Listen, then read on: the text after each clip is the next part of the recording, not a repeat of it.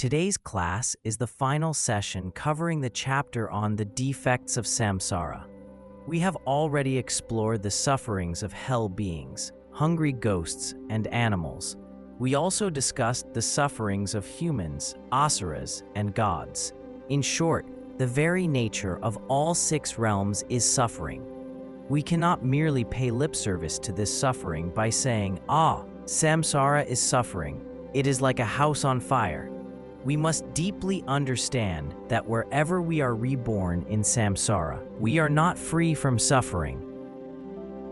In many Buddhist groups today, some practitioners appear to have taken refuge or ordination superficially. However, only a few truly see through the world from the depths of their hearts. The term seeing through refers to having no desire for worldly pleasures, not due to disillusionment from emotional torments or witnessing too much of the world's darkness, but from a genuine recognition of the inherent suffering in all 6 realms. Only by developing a resolute determination about this can the foundation of their practice be deemed solid. Unfortunately, it is this conviction regarding the nature of suffering in samsara that many people, including new Buddhists and some prominent masters, lack the most. Many say that samsara is suffering, but they merely echo others' words, not a realization grounded in actual practice. Therefore, you should regularly practice meditating on the nature of suffering in samsara.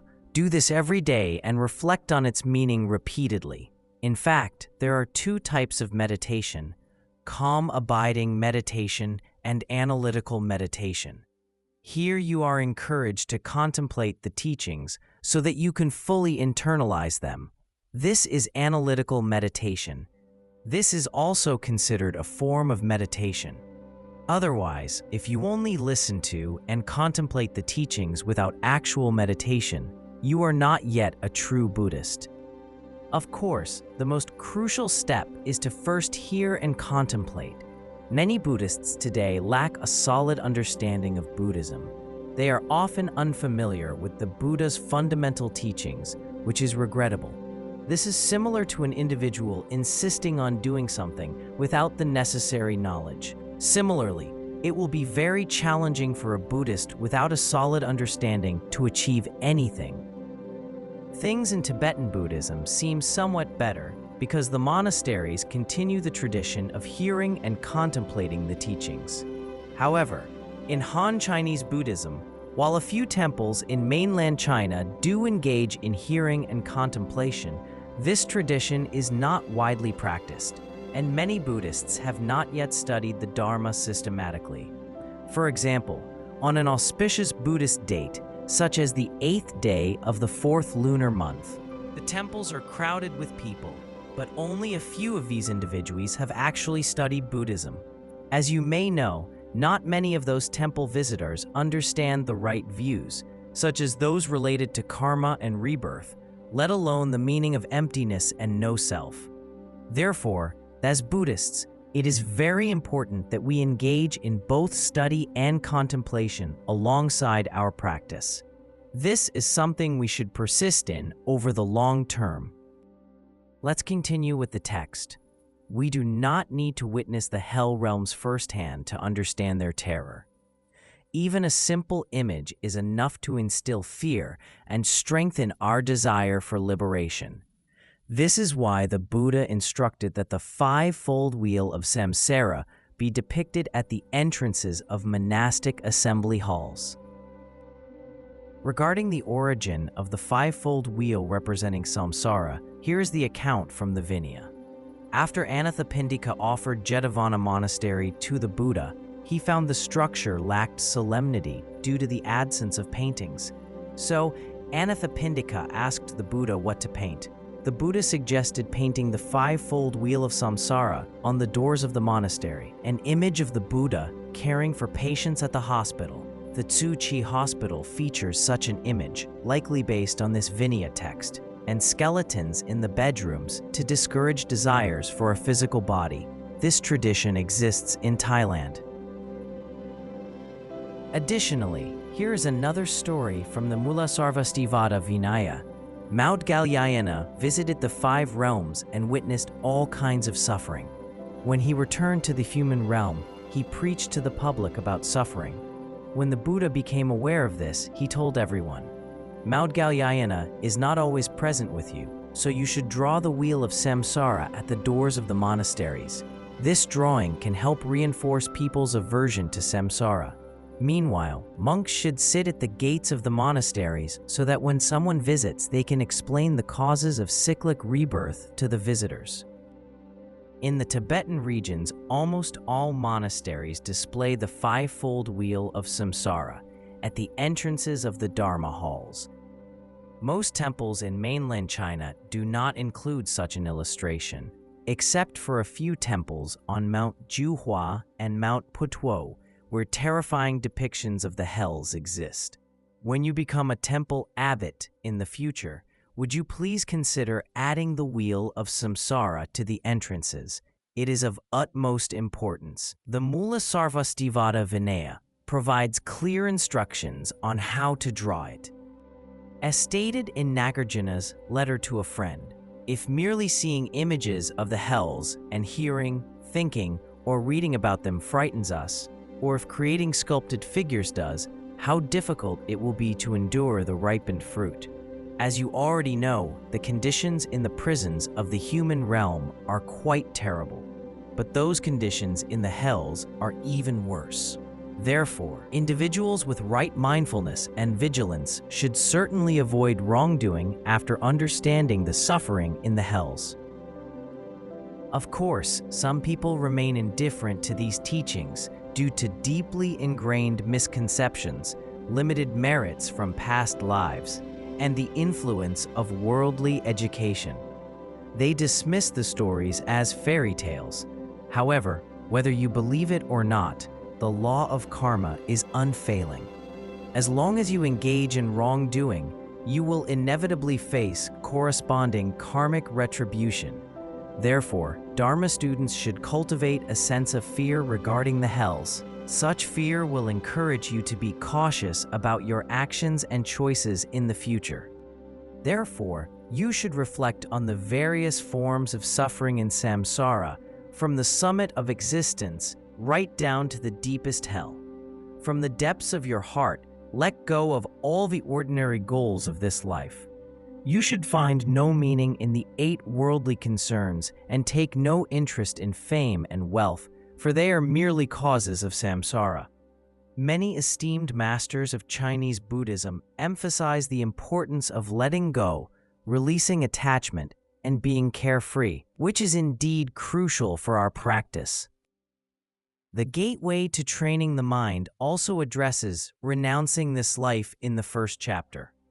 This is not because Buddhists are too pessimistic to enjoy life, but rather because through profound Dharma wisdom, we have examined worldly pleasures and found them to be devoid of true value, leading us not to cling to them.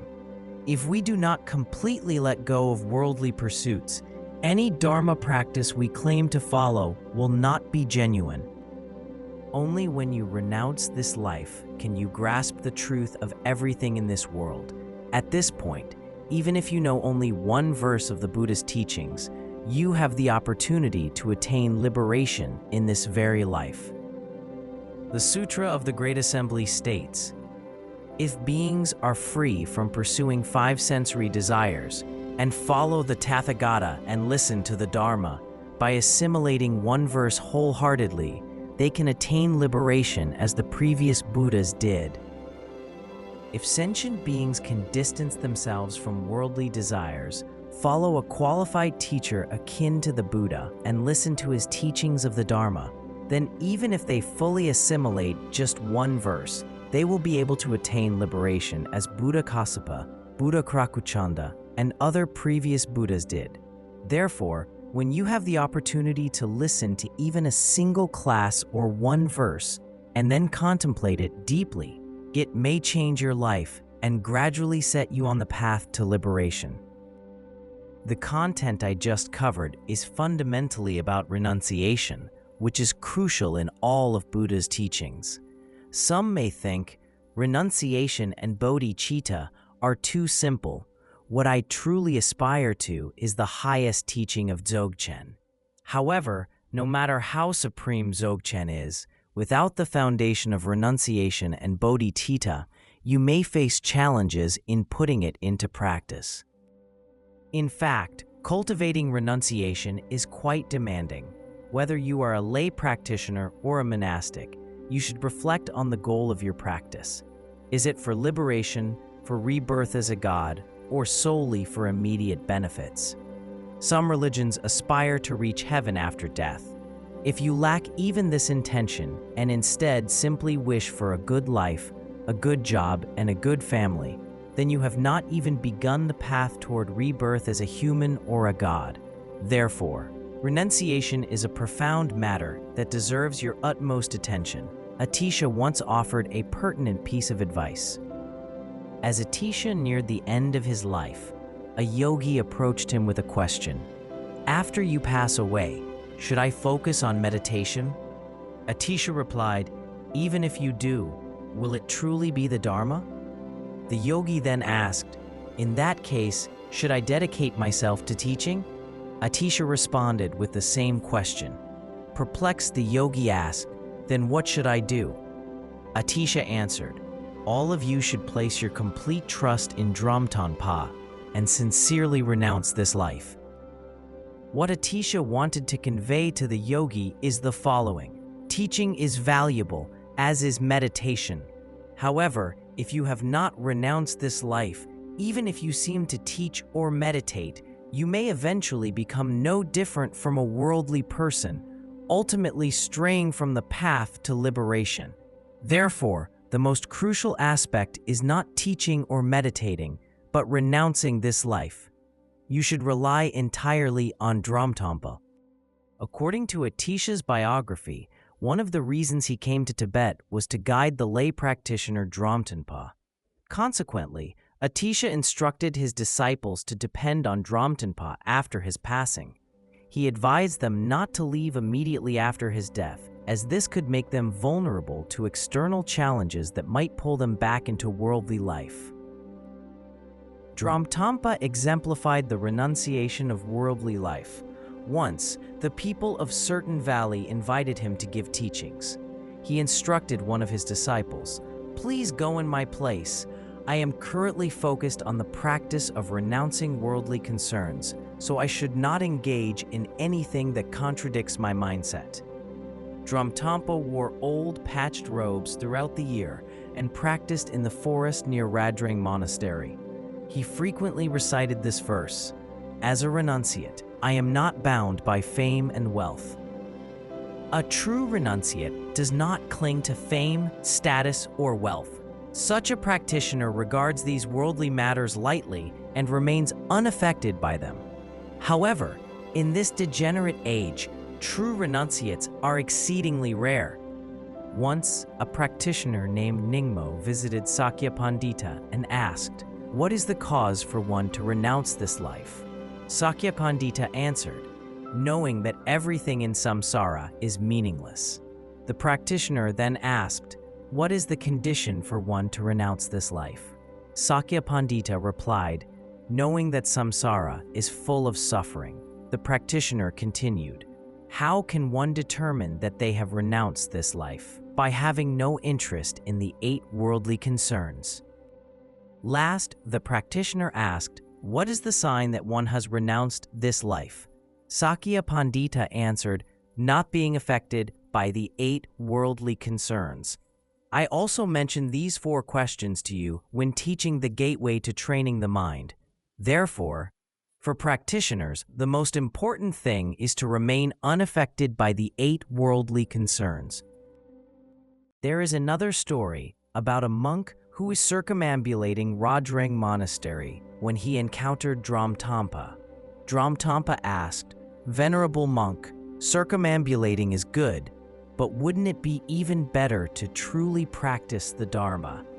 The monk reflected on this and thought, perhaps studying the Mahayana Sutras is more important than circumambulating. So, he began reading the sutras on a balcony overlooking the teaching courtyard. After some time, Dromtonpa approached him again and said, "Reading the sutras is good, but wouldn't it be better to truly practice the Dharma?" The monk reconsidered. Maybe meditation is more valuable than reading the sutras, he thought. So, he set aside his sutras and began meditating, sitting on his bed with his eyes half closed. Once again, Dromtonpa came to him and said, "Meditating is good too, but wouldn't it be even better to practice a truly effective Dharma?" The practice of circumambulating with body, reciting with speech, and meditating with mind has great merit, which is the consensus among both Chinese Buddhism and Tibetan Buddhism, but it is still not fully acknowledged by Dromtonpa. Feeling completely lost, the monk cried out, "Venerable Dromtonpa, what should I do to practice the Dharma?" "Venerable monk," Dromtonpa replied, "renounce this life, renounce this life." Therefore, renouncing this life is the most important practice of all. It is stated in the Gateway to Training the Mind and Precious Garland of Mountain Practices that one's practice will not succeed without this renunciation. Some individuals are solely concerned with appearances. For example, after having their hair shaved and donning monastic robes, some newly ordained monastics ask, "Do I look good?" There are even those who are extremely eager to be ordained. For instance, one individual insisted on being ordained immediately upon arriving at Larangar. When I suggested a 4-month probationary period, he refused, saying, "No way, I cannot even wait 4 more days. Can I have my hair shaved today? Look at the monastic robes I purchased. I will look quite elegant in these robes. I must wear them now." However, if you has not renounced this life, not to mention shaving your hair, it is futile for your practice. Even if you were to shave off your ears, the audience laughs. Past eminent masters have stated that a practitioner, whether a lay practitioner or a monastic, cannot succeed in their practice if driven by worldly desires, such as the pursuit of fame and wealth. If we cling to these concerns, we will never attain liberation from the sufferings of samsara. Therefore, it is imperative that we fully let go of our attachment to this life and dedicate ourselves to studying and practicing for enlightenment in future lives. In particular, those of you who aspire to become monastic practitioners must renounce the 5 worldly desires. The Ithyuktaka, thus has it been said, states, when one disenchants and renounces worldly desires, one can swiftly realize the utmost meaning. Such a person is a true monastic, not merely taking a pretentious ordination. If a person offers Dharma teachings for the sake of attaining wealth and fame in this life, and is always self-centered, then even if they achieve something momentarily, ultimately, they will accomplish nothing. Therefore, whatever we do, we should do it to benefit others or to attain enlightenment, which are the 2 conditions of bodhicitta. To generate bodhicitta as such, we should first develop renunciation, and to cultivate renunciation, we must rely solely on a qualified teacher who embodies the authentic qualities of the Dharma. Only a genuine teacher can truly guide us on how to break free from the attachments that bind us to this life and help us attain enlightenment in the future. Let go of all worldly concerns, family, friends, relationships, wealth, and material possessions, just as you would discard spit on the ground. Be content with whatever food and clothing come your way, and dedicate yourself fully to practicing the Dharma. Regarding renouncing this life, Padampa Sanghi says, material things are as fleeting as clouds and mist, so never assume they will endure. Everything in this world is like a dream or an illusion, rendering no meaning and soon disappearing. Possessions and clothes that we were once very attached to hold no significance for us today, while the things we cling to now will become meaningless in a few years. Therefore, all phenomena are devoid of true meaning, and we should not think they will last forever. Fame is like an echo, Rather than chasing recognition, seek to understand its true essence. Some people particularly love fame and popularity and are willing to sacrifice anything for it. In fact, this is a sign of poor Dharma practice. What is the point of being famous? Even if you are renowned throughout the world, when death arrives, what can your fame bring you? The Dharma Wheel of Non-Regression Sutra states, if one values fame, one is far from enlightenment. Fame is like an echo, a mere conception, and greatly overvalued. Therefore, a practitioner, whether monastic or layperson, should renounce this life, seek liberation, and refrain from clinging to popularity. In his record of the exalted acts of Buddhist monastics, Master Liang Qi shared a story. Master Hengchao, of the later Liang period during the 5 dynasties, had been giving teachings for more than 20 years. He lived a simple life with few desires. A commander-in-chief named Li Gong admired the master and sought to propose that the emperor award him a purple monastic robe. However, Master Hengchao declined this honor with his poem, which says, "I will wear my coarse robe in illusion until old age. Otherwise, I will be like a drifting raft, failing in my practice. I vow to impart the teachings of the Dharma until I die, and reject a life tainted by wealth and fame." This demonstrates that the master aspired to dedicate his life to teaching the Dharma rather than pursuing worldly desires. Consider whether you can do the same. Teach the Dharma, engage in activities beneficial to all sentient beings, and remain unaffected by worldly fame and wealth throughout your life. However, when faced with the 5 desires, an ordinary person finds it difficult to resist temptation. Imagine if a top leader were to grant you a high honor, you may waver on your path. Perhaps you would stop giving teachings and spend your days socializing instead. These actions do not reflect the behavior of a true practitioner. Therefore, we must strive to emulate past eminent masters who dedicated their entire lives to teaching and were unaffected by worldly concerns. Fancy clothes are like the colors of a rainbow, so keep your attire simple and focus on your practice. No matter how elegant your clothes may be, you will not be able to take them with you when death comes. Therefore, it is perfectly acceptable to dress modestly. Luxury clothes that cost thousands of dollars are not significantly different from ordinary clothes in terms of functionality. Our body is merely a bag filled with blood, pus, and lymph, so there's no reason to cling to it. Even the finest meals eventually become excrement, so don't place too much value on food. A true practitioner does not place too much importance on the body. He can live solely on grass as food and wear leaves for clothing. Master Liang Qi states in his motto poetry, "Eating grass is better than having an empty stomach. A grass hut is preferable to living outdoors. If one is content with what one has, one's afflictions can be dispelled in no time." Many people strive to outdo others in terms of clothing and meals. Particularly in big cities, individuals pursue various worldly ambitions. However, the disparity between their boundless desires and limited resources is so vast that many of their efforts prove futile, leading to unnecessary distress. Therefore, we should not chase after external fame and wealth. If you possess them already, you may enjoy them. If not, there is no need to pursue them deliberately. All phenomena arise as enemies, so remain in hermitages or in the mountains. When we are in a chaotic crowd, various discursive thoughts and adverse conditions will naturally arise. Therefore, we should stay in a secluded place and be true practitioners.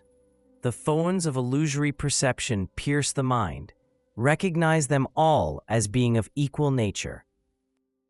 The absorption of the thus gone one's wisdom seal sutra states, if one neither clings to one's body and life, nor becomes attached to one's friends and relatives, but instead diligently practices emptiness and selflessness, one can attain enlightenment. However, just as not everyone is wealthy, there are only a very few fortunate individuals who can practice emptiness. The flavor of emptiness can only be tasted by those few people. All desires and needs arise from your mind. Thus, keep to the very nature of mind. All our desires and needs stem from the mind. If the mind is not content, our desires and needs will be never-ending. As Sarapa said, the mind is the wish-fulfilling jewel. Therefore, we must guard our mind and tame it with the Guru's pith instruction. A most precious jewel lies within you. Do not crave material wealth or food. The mind is the wish-fulfilling jewel. When we recognize the nature of the mind through following the Guru's pith instruction, all wisdom and compassion will naturally arise. Therefore, we must never let it become lost in meaningless trivialities. People today indulge in worldly pleasures, including food and drink. They plan what to eat for lunch in the morning, what to have for dinner at noon, and what to eat the next day in the evening. It seems they live only for the 3 meals each day. The same goes for their choice of clothing. It is quite meaningless if we focus solely on what to eat and wear. Excessive talking leads only to arguments, so remain silent like a mute person. Too much gossip and chatter create obstacles on the path to liberation. Therefore, it is beneficial to practice silence frequently. Mind has its own ability to give rise to all actions, so don't revolve entirely around your appetite. The mind has its own ability to give rise to all kinds of actions, so do not fixate solely on food. Wang Anshi, a prominent figure in the Northern Song dynasty, was known for his indifference to taste in eating. He cared little for food, as long as it filled his stomach, opting for whatever was convenient. Su Xun, the father of Su Dongpo, disapproved of Wang Anshi's attitude toward food. He even wrote an article titled On Distinguishing Traders to expose Wang Anshi's hypocrisy. However, others believed that Wang Anshi's approach to food reflected his state of mind. In any case, it is beneficial not to excessively fixate on food. Otherwise, one may waste a great deal of time pondering what and where to eat, which is quite unnecessary. Many people spend a great deal of time and energy on meals. To have lunch, they often travel 3 or 4 hours through traffic jams. After lunch, they wonder, whose turn is it to invite others for dinner? Is it my turn this time? Then they travel again in the afternoon and spend 2 or 3 hours on dinner. In reality, eating a meal is a simple task, and we should not need to invest so much time in it. However, changing this habit is difficult because people have become accustomed to this behavior. Blessings come from within the mind, so pray to your guru and deity. This advice is very important. To succeed in your practice, you must receive the blessings of your guru and all Buddhas. Without these blessings, any Dharma practice will be as challenging as reaching the sky. Just as all plants thrive in spring when the earth warms, great qualities will naturally arise in us when our minds receive the blessings of our deity, our guru, all Buddhas, and bodhisattvas. Of course, to receive blessings, we must always pray. Some Buddhists believe that supplication is merely a formality and not truly necessary. This belief is incorrect. It is only through frequent prayer to our guru and deity that we can receive the invisible guidance that ultimately facilitates our realization. Therefore, praying is very important.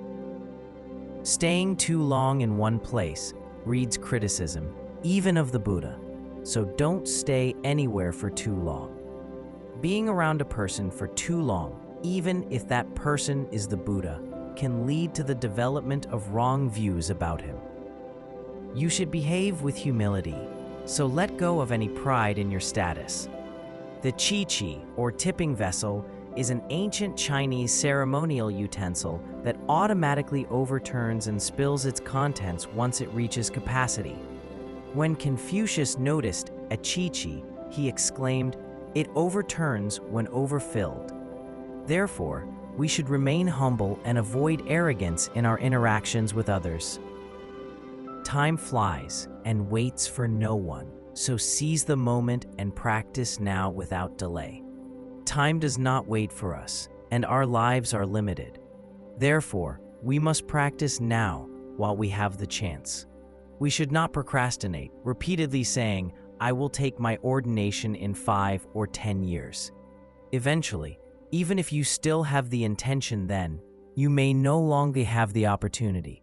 Since we have encountered the great Dharma, we should seize the chance by putting it into practice immediately.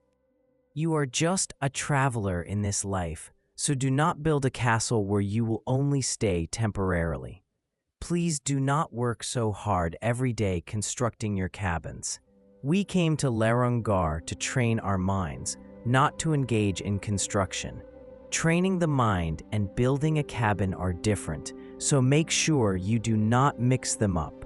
There once was a monk who spent many years at Lerungar building his cabin, but when it was finally completed, he left. He did not spend much time practicing the Dharma, and when the cabin was done, he did not use it after all. Many urban dwellers live for their houses or apartments. Initially, houses are meant to serve humans.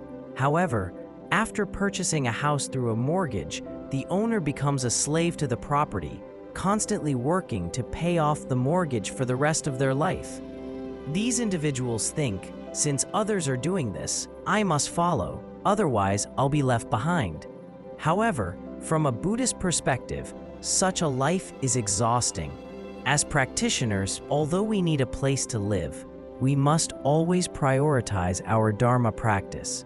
Be sure to recognize what is truly important. No action will yield any benefit, so practice the Dharma diligently. You can never predict when your body will be consumed by worms and vanish entirely, so do not be distracted by the appearances of this life. Friends and family are like birds perched on a branch, so do not be overly concerned about them.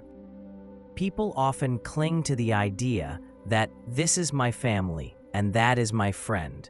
However, in reality, friends and family are like little birds perched on a branch, gathering together temporarily and then flying off in different directions when circumstances change. Therefore, fixating on family and relatives all day holds little significance. Confident faith is like fertile land. Never neglect it and allow it to turn into a barren wasteland of negative emotions. Faith is particularly important. It is like a fertile field that cultivates merit. Here is a story. A man responsible for watering trees lacked faith in the Buddha, but had a small amount of faith in Sariputra. One day, he saw Sariputra begging for alms on a hot day and invited him, saying, "Bhikkhu, please come and sit under the tree. While I water the tree, I will also sprinkle water on you. This way, I can accomplish 2 things at once." Later, due to his act of watering Sariputra, the man was reborn in the celestial realm. Through his miraculous power, he came to understand the reason for his higher rebirth, so he descended to the earth and made an offering to Sariputra. In the end, he attained the fruition of Srotapana, stream enterer. Therefore, when we encounter a supreme object of offering, even the little faith can have a great effect. Human life is like a wish-fulfilling jewel, so never hand it to the enemies of greed and hatred. Samaya is like a watchtower. It must never be tarnished by the faults of wrongdoing. While the Vajra Master is still in this world, do not allow your Dharma practice to slip into laziness. When the Vajra Guru is present in this world, you have the most extraordinary opportunity to practice the Dharma. Ensure that you do not carelessly abandon the Dharma. It would be a great misfortune if you did. In summary, renouncing this life is crucial. All practitioners, whether lay practitioners or monastics, and regardless of their affiliation with Chinese or Tibetan Buddhism, can engage in this practice. Recognizing the importance of renouncing this life will help you let go of clinging to wealth and fame. Take Layman Pang of the Tang dynasty, for example. He was a householder who placed little importance on wealth and fame. Later, by following Chan masters such as Master Dai, he recognized the nature of mind. After his realization, he placed his possessions, including gold, silver, and jewels, into boxes, brought them to the Shangjiang River, and threw the boxes into the water. Someone said to him, "You don't want money, but you could use it to make offerings and spend it on something virtuous, which is better than throwing it away in the river." Layman Pang replied with a verse, "Worldly people place importance on money, but I appreciate moments of silence. Money disturbs the mind, whereas silence reveals the true nature of mind." Eventually, not only Layman Pang but also his wife and children achieved realization. From Layman Pang's biography, we see that he was comparable to Fu Dashi, a well-known Chinese Buddhist layman of the Liang dynasty. Despite being a layman, he renounced his current life, viewing money as no different from manure and remaining unattached to anything. In contrast, some city dwellers safeguard their gold earrings and necklaces in a safe, believing their possessions are secure indefinitely. However, thieves may steal the entire safe, causing the jewelry owners immeasurable pain. In reality, the pain stems from attachment to money. The reason accomplished practitioners can attain enlightenment is that they have no attachment to external possessions and wealth. They lead a lifestyle that surpasses our imagination and ultimately achieve ultimate liberation. To truly practice and experience the Dharma, we must first understand how meaningless everything in samsara really is.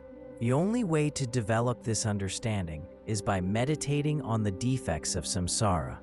We should keep reflecting on it until we deeply feel that samsara is full of suffering. We'll know this meditation has truly taken root when we resonate with Geshe Langri Thangpa. One day, a close attendant told Langri Thangpa, "People refer to you as Langri Thangpa, the gloomy face." He replied, "How could I appear happy and cheerful when I constantly contemplate the immense suffering in all three realms of samsara?" People say that Langri Thangpa smiled only once in his life. It happened when he saw a mouse trying to move a turquoise from his mandala. The mouse could not lift it alone, so it squeaked for help. Another mouse came, and together, one pushed while the other pulled. Witnessing this teamwork made Langri Thangpa smile. Reflecting on the sufferings of samsara lays the foundation for all the positive qualities on the spiritual path. It helps turn our minds toward the Dharma, strengthens our belief in the principle of cause and effect, shifts our priorities away from worldly pursuits, and deepens our love and compassion for all beings. The Buddha emphasized the importance of recognizing the sufferings of samsara by beginning each of the teachings in the three turnings of the wheel of Dharma with the words, "Monks, this life is suffering." Therefore, until our conviction regarding the sufferings of samsara arises, we must practice diligently. Otherwise, if we indulge in activities such as smoking and drinking and feel content with them, we have truly lost our true nature. Thus, we should apply the teachings until we are fully convinced, "I know that samsara is filled with suffering, yet I still cling to it. I dread the torment of the lower realms, yet I continue to commit wrongdoings. Bless me and all misguided beings who are lost like me, so we can see through and renounce this life." Atrul Rinpoche said this with humility and prayed to the Guru and the three jewels for blessings. It would be a great pity to die burdened with bad karma without having attained any achievement in your practice. After learning Mahayana Buddhism, we should all recognize that samsara is filled with suffering. The Sutra of the Collection of the Six Perfections contains a relevant story. One day, a king ventured out alone and met an old cobbler. The king asked the cobbler, "Who do you think is the happiest in the country?" The cobbler replied, "The king, of course." To reveal the truth to the cobbler, the king got him drunk and dressed him in royal attire.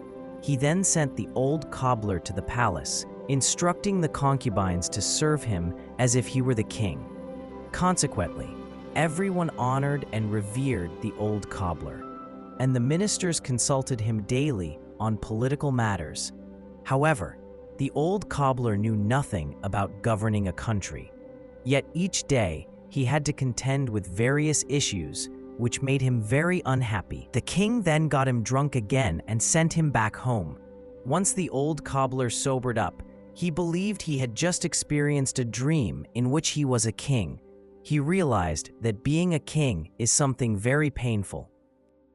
Thus, there is no genuine happiness in samsara. Nonetheless, those who are not yet grounded in the Dharma may struggle to accept this and argue, "Life is so beautiful, yet you tell me it is filled with suffering. Aren't you deliberately distorting the truth?" It is only when these individuals comprehend the true nature of all phenomena that they begin to understand this. This concludes Chapter 2, The Defects of Samsara.